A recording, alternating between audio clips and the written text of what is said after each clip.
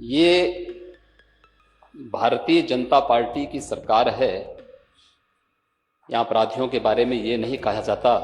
1 लाख से अधिक माइक या तो उतरे हैं या उनकी आवाज कम हुई है, और शायद इतिहास में पहली बार हुआ है और उत्तर प्रदेश में हुआ है कि अलविदा की नमाज भी सड़कों पे नहीं हुई है। महिलाओं के ऊपर अपराध होने पे यूपी कहां खड़ा है? क्या मानिए आज ये इस प्रश्न के ऊपर ठीक है, तो जीरो टॉलरेंस की बात करने वाली सरकार और जिस तरह घटनाएं हो रही हैं उत्तर प्रदेश में, कोई कल्पना नहीं कर सकता कि ये उत्तर प्रदेश वही है जहां पर जीरो टॉलरेंस की बात हो रही हो। जब कल मैडम गवर्नर यहां पर स्पीच दे रही थी, उसी दिन अखबार में, कल के ही अखबार में, और परसों की घटना जहां पर एक 19 साल की बेटी के साथ दुष्कर्म हुआ, और ये एक घटना नहीं है।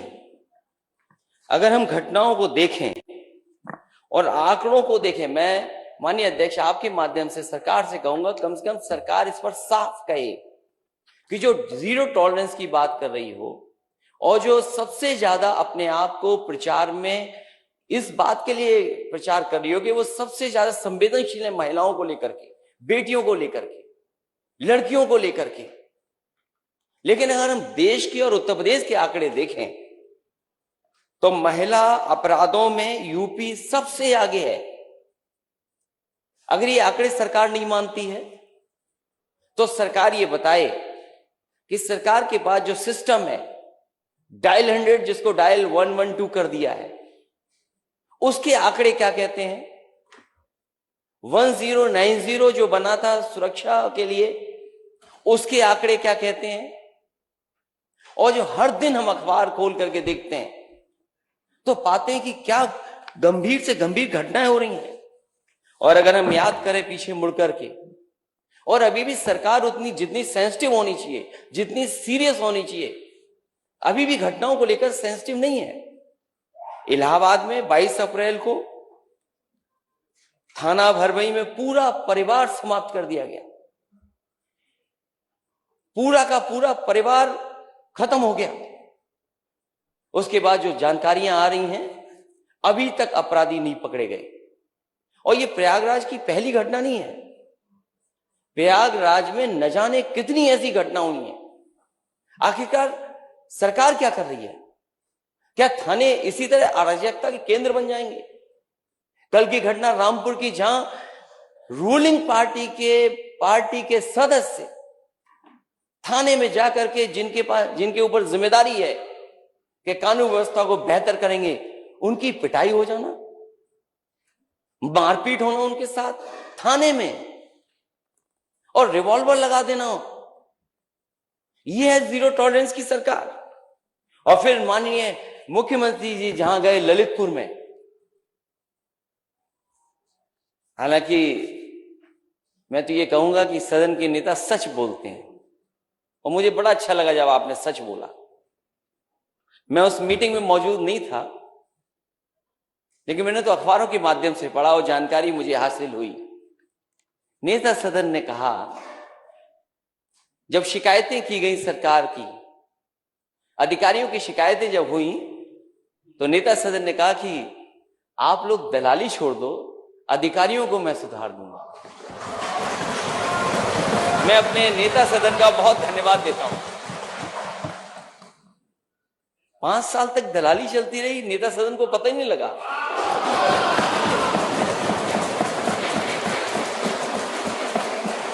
और किन अधिकारियों को सुधार दिया। मैं इस विषय को, इसलिए इन विषयों को उठा रहा हूं। मैं खुद गया ललितपुर, और जब मैंने वहां सूचना पाई कि एक बेटी के साथ ऐसी घटना हुई, सरकार ने कार्रवाई की।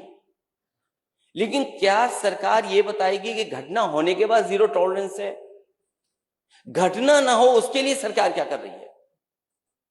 इसी तरह सिद्धार्थनगर में,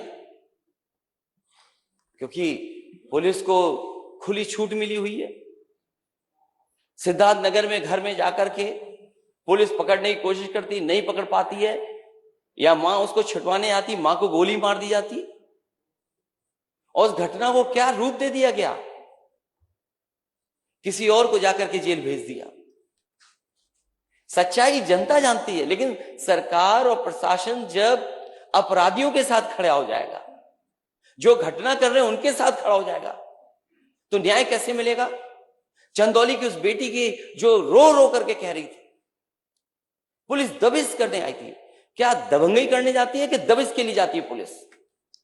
उसकी व्यवस्था है, सिस्टम है, आप कैसे जाएंगे घर में? ये किसने छूट दी है? आप घर में घुस गए, बेटी को इतना पीटा कि जान चली गई उसकी। और ये बात मैं नहीं कहता हूं, और आज के जमाने में जब आप डिजिटलाइज कर रहे हो सब चीजों को, हर चीज को आप इंटरनेट से जोड़ रहे हैं, क्या आपने नहीं सुना? माननीय सदस्य जितने भी हैं सबने सुना होगा कि वो बहन क्या कह रही थी। उसकी बहन कह रही थी कि पुलिस ने इतना पीटा कि जान चली गई। उसके बाद पुलिस उसकी झूठी कहानी बनाने के लिए फांसी से लटकाना चाहती थी। ये घटनाएं होंगी उत्तर प्रदेश में,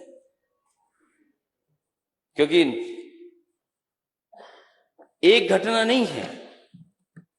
मैं सूची पढ़ सकता हूं, लेकिन मैं सरकार से जानना चाहता हूं। सूची नहीं, नियम 56 किसी एक विषय के ऊपर होता है, एक मैं सरकार से ये जानना चाहता हूं। आप अपना भाषण दो, मैं समझ गया, मैं देखिए आपका धन्यवाद देता हूं। हालांकि मैंने 3 घटनाएं बताई हैं जी। मैं नेता सदन जब मौजूद हैं तो मुझे कम से कम ये जानकारी दें कि क्या उत्तर प्रदेश में सबसे ज्यादा अपराध महिलाओं पे हो रहे हैं कि नहीं हो रहे, और डायल 112 और 1090 उसके आंकड़े क्या कहते हैं?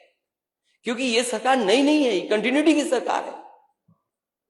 क्या सरकार ये स्वीकार करेगी पुलिस के लोग कहानी बदल देते हैं? क्या कहानी नहीं बदली जा रही है? मैं ये सरकार से जानना चाहता हूं, जीरो टॉलरेंस की पॉलिसी में कब महिलाओं पर घटना होना बंद होंगी? बहुत बहुत धन्यवाद दीजिए।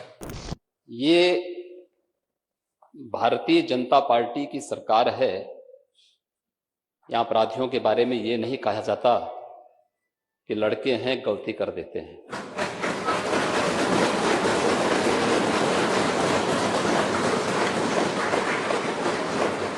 अगर अपराधी है तो कोई भी है, वो जीरो टॉलरेंस की नीति के तहत ही कार्रवाई होती है। और नेता प्रतिपक्ष इस बात को अच्छी तरह जानते भी हैं, समझते भी हैं, उन्होंने स्वीकार भी किया है कि कार्रवाई हुई भी है।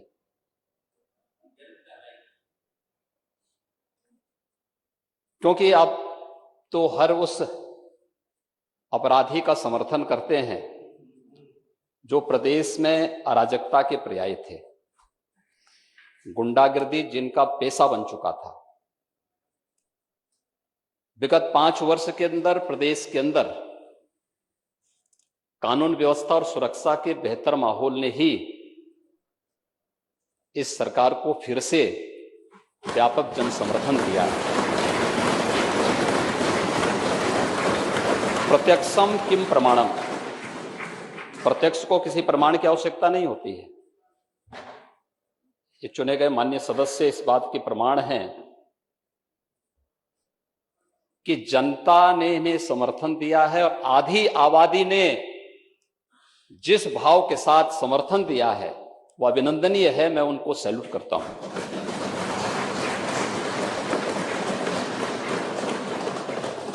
महोदय, पिछले 5 वर्षों के अंदर भी सरकार ने जीरो टॉलरेंस की नीति के तहत ही कार्रवाई की, और फिर इस बात के लिए हम पूरी प्रतिबद्धता के साथ कह रहे हैं कि सरकार अपराध और अपराधियों के मुद्दे पर बिना किसी की परवाह के बगैर अपनी कार्रवाई को जारी रखेगी।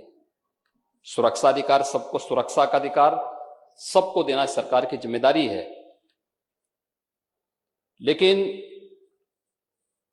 कोई व्यक्ति सरेआम अपराध करे,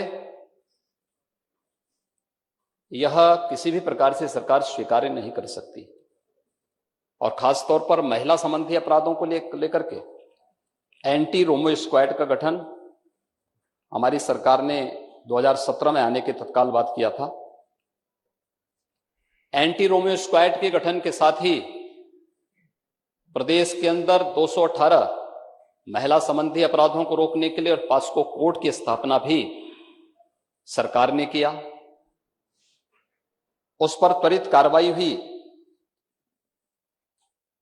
आंकड़ों के हिसाब से नहीं, अगर आप पूरे देश के अंदर घटित होने वाले मामलों की संख्या को अगर आप देखेंगे, 2012 से 17 के बीच में विभिन्न प्रकार के जो अपराध हुए हैं, चाहे वह हत्या से संबंधित हों, लूट से संबंधित हों, दुष्कर्म से संबंधित हों, महिला संबंधी अपराध हों, इनमें भारी गिरावट आई है। और कल हमारे प्रतिपक्ष के मित्र महामहिम राज्यपाल के भाषण को सुने होते तो बहुत सारी चीजें उनके सामने क्लियर हुई होती। बाकी जो कुछ बचेंगी अभिभाषण पर जवाब देंगे, उस समय आपको बहुत स्पष्ट रूप से बताएंगे कि अपराधों में कितनी गिरावट आई है। दूसरा, यह भी बहुत महत्वपूर्ण है कि इससे पहले विधानसभा के चुनाव होते थे या कोई चुनाव होता था, तो चुनाव के दौरान भी और चुनाव के बाद भी व्यापक हिंसा होती थी। महोदय, कुछ लोगों ने इस विधानसभा चुनाव के दौरान भी या चुनाव संपन्न हुए उसके बाद कुछ हरकत की थी, लेकिन उस हरकत को कुछ ही घंटों में हम लोगों ने कंट्रोल भी किया, यूपी पुलिस ने कंट्रोल भी किया है। बहुत सारे लोगों ने गर्मी दिखाने का प्रयास भी किया, तो गर्मी भी शांत हो रही है, बहुत अच्छे ढंग से हो रही है। मुझे याद है 2017 में जब हमारी सरकार का गठन हुआ था, तो उस समय आजमगढ़ में जहरीली शराब से कई मौतें हुई थी। और जहरीली शराब से कई मौतें होने के बाद हम लोगों ने जब उसकी तह में गए तो कौन वो व्यक्ति है, क्या ये सच नहीं था कि जहरीली शराब से निर्दोष लोगों को मारने वाला व्यक्ति समाजवादी पार्टी से जुड़ा हुआ था?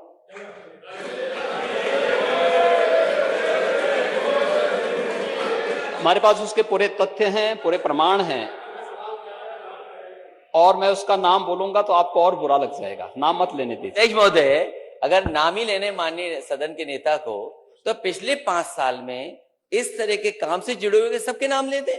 और मैं वही हम तो सबका नाम लेंगे ना। आपको रोका किसने है? आप मुद्दे नेता सदन है, आपको रोका किसने है? हम आप नाम दीजिए, सबका नाम देंगे, चिंता मत करिए। सवाल सिद्धार्थ नगर की घटना की उठाइए ना, पुलिस की गोली से मारा गया है, बात हो जाए माननीय, लेकिन परिवार को मैनेज करते हैं ये लोग।